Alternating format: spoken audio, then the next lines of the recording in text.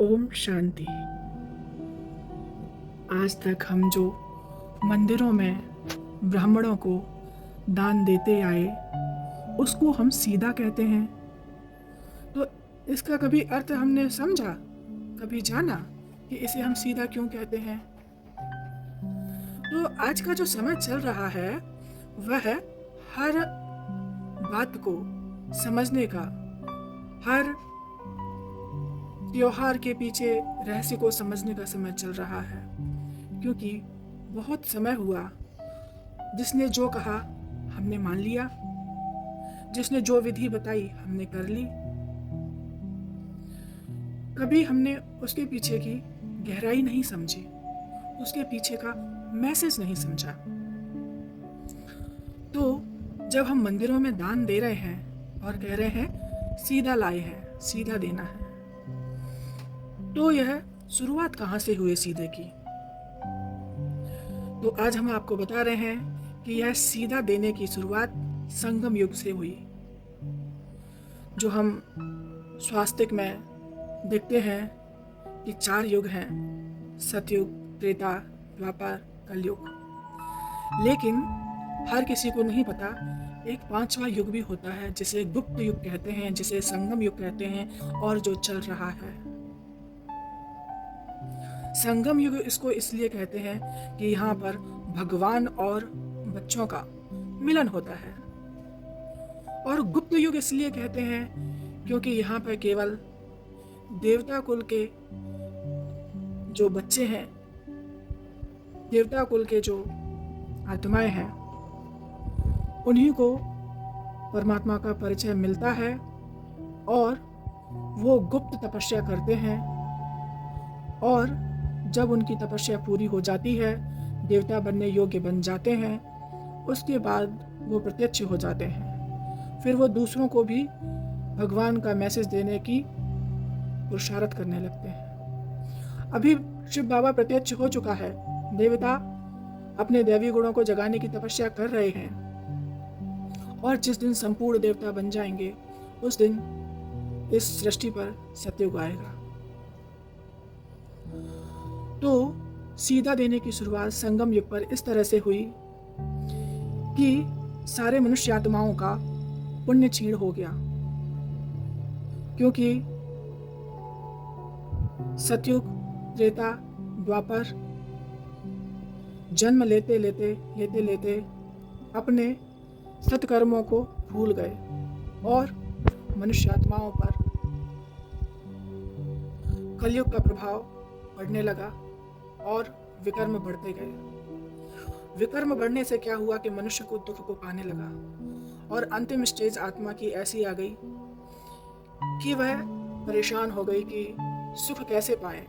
तब परमात्मा अपने बच्चों का दुख देखकर बच्चों को दान करना सिखलाने आते हैं कि बच्चे मेरे कैसे कर्म करें जो वो सुख को पाए। साधनों में सुख नहीं है, इसको रावण की लंका कहते हैं, सोने की लंका, जो बराबरी करना चाहती है स्वर्ग की लंका से। तो स्वर्ग और नरक दोनों की लंका में अंतर है। यहाँ की लंका यानी कि चकाचौंध लाइट, चकाचौंध जितना भी है अपना प्रभाव दिखाती है। ये आर्टिफिशियल सजावटें हैं, ये सब मन को सुख शांति नहीं दे सकती, क्योंकि मन का जो आत्मा का जो भोजन है वह बाहरी की चीज़ों से नहीं दिखता है, बाहर की चीज़ों में नहीं मिलता है। आत्मा का भोजन है सुख शांति, आनंद, प्रेम, पवित्रता। ये हम बाहर कहीं जाए हमको नहीं मिल सकता, किसी भी कीमत पर नहीं। इन सारी चीज़ों को प्राप्त करने का एक ही रास्ता है कि पहले आपको दूसरों को देनी पड़ेगी, आपको ऑटोमेटिक मिलेगी। प्रेम दूसरों को दीजिए, आपको रिटर्न में नफरत मिले, हो ही नहीं सकता। कुछ समय लगेगा सामने वाले को परिवर्तन होने में, लेकिन होगा जरूर।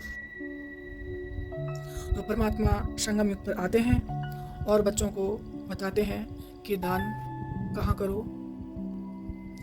तो दान करना और सही जगह पे दान करना बहुत मायने रखता है। तो जो मंदिरों की स्थापना की है वो मनुष्यों ने की है, और कोई गारंटी नहीं है कि मनुष्य उस धन को मानव कल्याण के लिए ही लगाएगा। कोई गारंटी नहीं है आज किसी भी मंदिर की कि जो भी हम दान करते हैं वो मानव कल्याण के लिए लग रहा है। अगर सचमुच ऐसा होता तो क्या आज इतने भिखारी, आज इतनी जो गरीबी छाई हुई है, क्या वो होती? मंदिरों में इतना दान जाता है, इतना धन जाता है, इतना सभी जो धनी है वो अपना सोना चांदी दान करते हैं, इतना सब वो दान धन कहाँ जाता है? सचमुच अगर मंदिरों में दिए हुए दान से अगर मानव का कल्याण हो रहा होता तो आज मनुष्य इतना परेशान नहीं होता।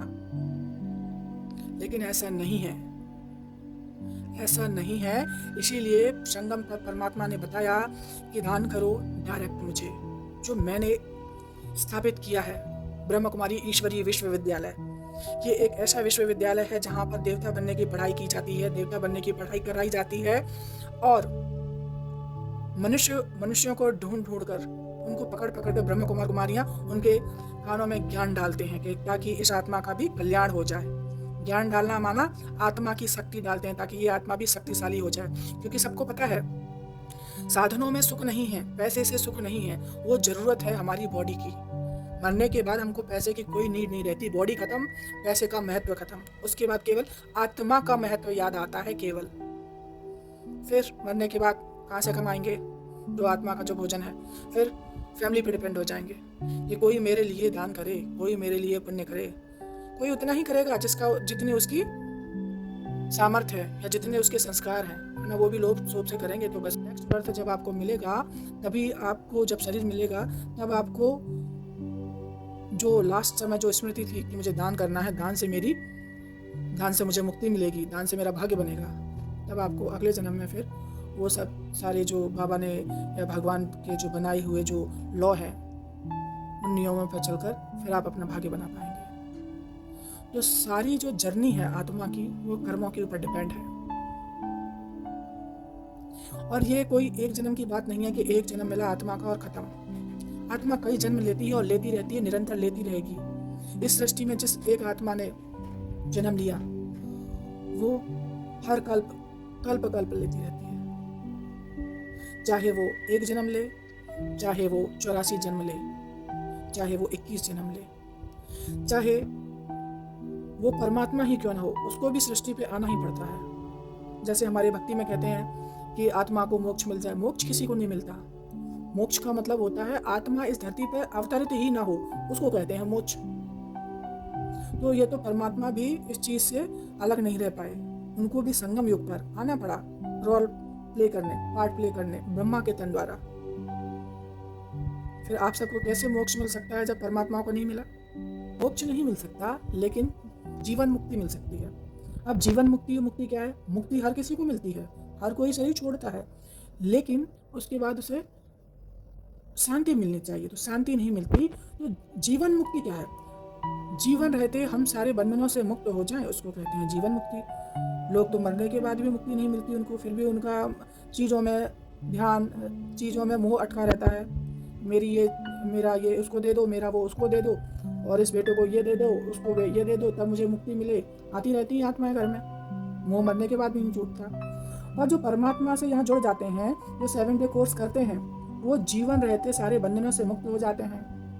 तो क्या ठीक है? मोक्ष ठीक है, मुक्ति ठीक है, या जीवन मुक्ति ठीक है? 7 डे कोर्स का मतलब होता है अपने शरीर में रहने वाली आत्मा का ज्ञान। ये शरीर रूपी जो मशीन है ना, तो इस मशीन को चलाने वाली शक्ति का ज्ञान। क्या इसको भोजन चाहिए और क्या इसको नहीं चाहिए? क्योंकि अगर हमारी बॉडी में रहने वाली आत्मा को जो नहीं चाहिए वो हम एक्सेप्ट कर रहे हैं, तो हमारी जो शरीर रूपी मशीन है वो ठीक से काम नहीं करेगी। फिर हैरान, परेशान, डिप्रेशन, उदासी, तो ये सब चीजें आती रहेंगी जो आत्मा का भोजन है ही नहीं। इसीलिए ईश्वरीय विश्वविद्यालय में हमको अपने आत्मा की पढ़ाई के लिए, अपने खुद के उद्धार के लिए, भाग्य बनाने के लिए अवश्य जाना चाहिए। तो इसीलिए संगम युग पर जो भी बाबा ने समझाया कि दान करो सीधा, डायरेक्ट मुझे, तो तब से ही ब्राह्मणों को दिए हुए दान को सीधा कहते हैं। तो कलयुग में सच्चा ब्राह्मण है, सच्ची ब्राह्मणियाँ हैं, ब्रह्मा कुमार कुमारियाँ। तो आशा करते हैं कि आपने वीडियो से अपने जीवन को परिवर्तन करने के लिए कुछ न कुछ संकल्प जरूर लिया होगा और अच्छे संकल्पों को जितना हो सके जल्दी कर लेना चाहिए, क्योंकि रावण की जो अंतिम अवस्था में श्री राम ने कहा था लक्ष्मण जी को कि उससे सीख लेके आओ, रावण बहुत ज्ञानी है, वो अंतिम समय में शरीर छोड़ रहा है, उससे कुछ ज्ञान लेके आओ। तो जब लक्ष्मण जी उससे पूछने गए थे तो रावण ने कहा था कि जो शुभ संकल्प आए उसको तुरंत कर लेना चाहिए, अगर विलंब किया तो विनाश हो जाएगा। बोले कैसे? कि मैंने संकल्प किया था कि मैं सीता जी को मैं वापस दे दूं, श्री राम जी को लौटा दूं, करना चाह रहा था, उससे पहले ही लड़ाई छिड़ गई और मेरी ये अवस्था है, मेरा विनाश हो गया। इसीलिए शुभ संकल्पों को जितना हो सके जल्दी कर लेना चाहिए। आशा करते हैं कि आप समझ गए होंगे कि ब्राह्मणों को दिए हुए दान को सीधा क्यों कहते हैं। ओम शांति। थैंक यू बाबा। आपका दिन शुभ हो, आपका कल्याण हो और आप पर भगवान की कृपा दृष्टि जल्द से जल्द हो। जो भी यह वीडियो सुन रहे हैं अवश्य ही भाग्यवान आत्माएं हैं। ओम शांति।